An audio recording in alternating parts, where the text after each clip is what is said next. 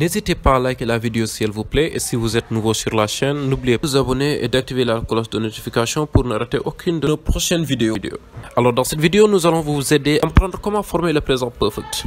Alors pour former le présent perfect, on emploie have au présent plus participe passé du verbe. Exemple, I have thought about it a lot and I still don't agree. À la forme interrogative, il y a inversion du sujet et de l'auxiliaire. Have you seen the new James Bond film yet? À la forme négative, la négation note se place derrière l'auxiliaire. My pay hasn't gone up this year. Le présent perfect s'emploie pour désigner un événement passé qui a un lien avec le présent, soit parce que l'événement passé a des conséquences sur le présent, soit parce qu'il s'agit d'un événement ou d'un état qui n'est pas terminé. Lorsqu'il n'y a pas de temps qui n'exprime pas un lien avec le présent, on doit utiliser le prétérit. On emploie le présent perfect pour décrire des faits qui sont toujours valables au moment présent. She has taught French for 20 years. C'est un présent perfect, mais she taught French for 20 years before retiring. Prétérit, on l'emploie pour constater à un moment donné les conséquences d'un événement passé ou d'une action accomplie dans le passé. There has been an accident. Can you help me? C'est un présent perfect, mais there was an accident on the way to school, but we can't do about it.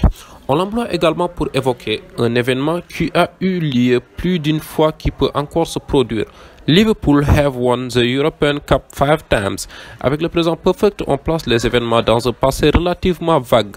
En revanche, si pour l'énonciateur l'événement est repéré avec précision dans le passé, il emploie alors le prétérit.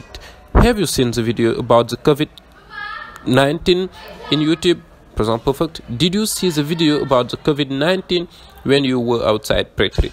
Le prétérit s'emploie avec des repères temporels, adverbes ou expressions de temps qui sont en rupture avec le présent. Ces repères répondent à une question introduite par when. A week ago, last year, on Tuesday at 1 o'clock, when I was young, in 1945, we visited Gore Island yesterday. Prétérit.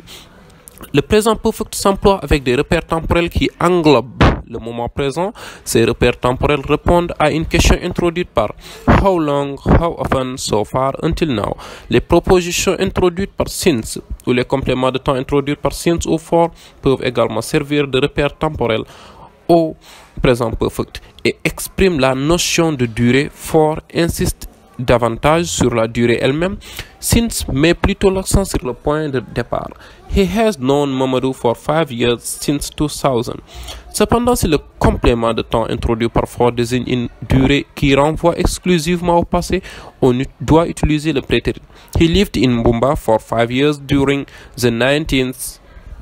Le présent perfect est souvent employé avec des adverbes de fréquence comme always et never, mais aussi avec already, yet, not yet, recently, just, it's the first time. I have always wanted to go in USA. Dans les questions avec le présent perfect, ever signifie déjà. Have you ever eaten pizza?